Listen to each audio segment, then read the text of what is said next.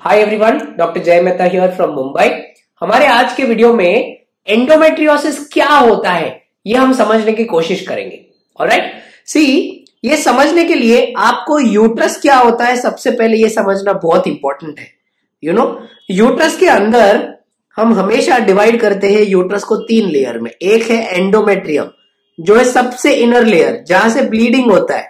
Alright, second layer जो इसके बाहर का लेयर है जिसमें मसल रहता है उसे हम बोलते हैं मायोमेट्रियम।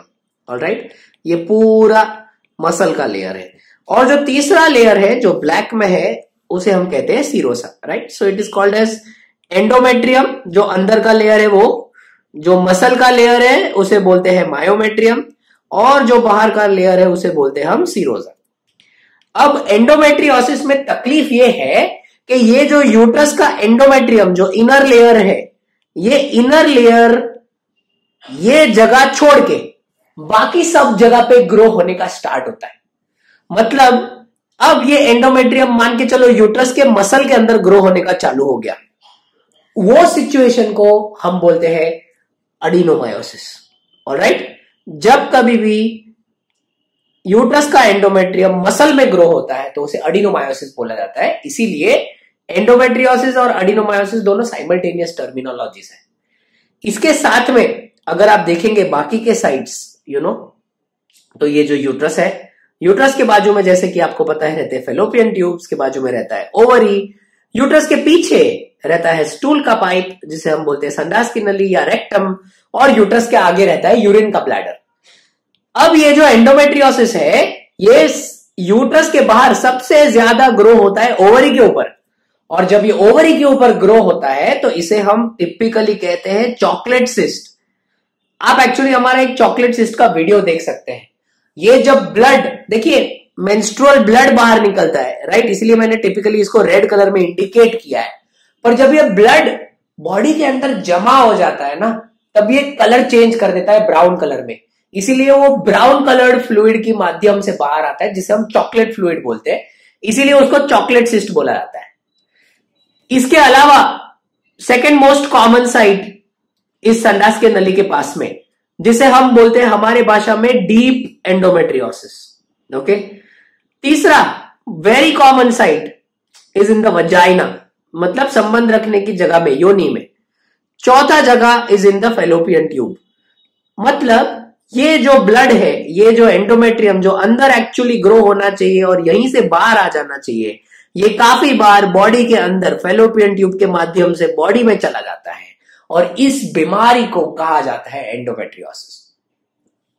एंडोमेट्रियोसिस का सबसे बड़ा प्रॉब्लम यह है कि एंडोमेट्रियोसिस में 2 चीज मुख्य होती है, एक है पेन और दूसरा है इनफर्टिलिटी। ये 2 चीज बहुत कॉमन होती है। In fact pain in endometriosis is absolutely debilitating. ये बहुत ही गंदा भयानक पेन रहता है। ये बहुत ज्यादा टाइम यंग गर्ल्स को इफेक्ट करता है। अगर आप देखेंगे endometriosis is rampant in women less than age 30 years, जिनकी उम्र 30 साल से कमती है, ऐसे लोगों में एंडोमेट्रियोसिस होने की संभावना बहुत ज्यादा है। जिन लोगों को बच्चा नहीं हुआ है, मतलब जिन लोगों को इनफर्टिलिटी है या बच्चा प्लान नहीं किया है, मतलब नलीपैरस लेडीज है, इन दोनों में भी एंडोमेट्रियोसिस होने का संभावना बहुत ज्यादा रहता है। तकरीबन 30 से 40% ऐसे लेडीज जिनको इनफर्टिलिटी रहता है उनको थोड़ा बहुत एंडोमेट्रियोसिस होने का संभावना है।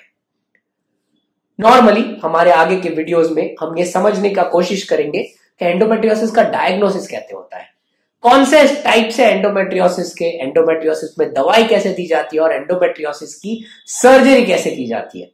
पर ये खत्म करने के पहले ये ध्यान रखना बहुत इंपॉर्टेंट है कि एंडोमेट्रियोसिस की ट्रीटमेंट कोई एक्सपर्ट के पास होनी चाहिए, जो बंदा जेन्युइनली एक्सपर्ट है एंडोमेट्रियोसिस की सर्जरी में, उनके पास में। बिकॉज अगर ये ट्रीटमेंट ठीक से नहीं होती तो एंडोमेट्रियोसिस में बीमारी वापस आने का या रिकरेंस होने का चांस बहुत बहुत बहुत ज्यादा होता है। इनफैक्ट जब एंडोमेट्रियोसिस की ट्रीटमेंट ठीक से नहीं की जाती तब माना जाता है कि 40 से 50% लोगों का एंडोमेट्रियोसिस वापस आता है। Any further questions you can post मैं या मेरे कोई टीम मेंबर्स आपको आंसर करेंगे। हमारे आगे के वीडियोस ऑन एंडोमेट्रियोसिस आपको बहुत अच्छी जानकारी देंगे। Thank you so much.